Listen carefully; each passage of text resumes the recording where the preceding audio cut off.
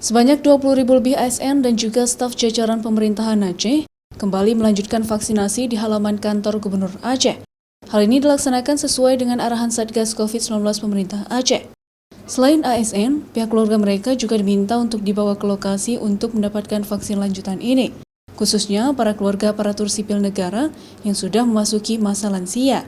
Vaksinasi ini dilakukan demi mengurangi serta merupakan upaya mencegah penyebaran COVID-19 di ruang lingkup pemerintahan Aceh. Vaksinasi sendiri dilakukan oleh pihak kesehatan serta juga dibantu oleh TNI Polri. Sasaran hari ini dan seminggu ke depan ya, di beberapa tempat termasuk di kabupaten, selain ASN kita juga menyasar para lansia.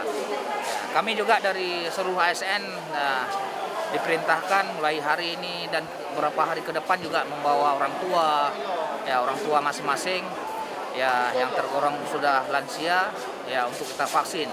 Selain di halaman kantor Gubernur Aceh, vaksinasi ini juga dilakukan serentak di seluruh kabupaten kota di Aceh. Vaksinasi ditargetkan akan selesai hingga 1 pekan ke depan. Data sementara secara kumulatif kasus COVID-19 di Aceh per 1 Juni telah mencapai 15.139 kasus. Rinciannya, para penyintas yang sudah sembuh dari COVID-19 sebanyak 11.890 orang. Penderita yang sedang dirawat 2.652 orang, kasus meninggal dunia secara kumulatif sudah mencapai 597 orang. Syahril, Kompas TV, Banda Aceh.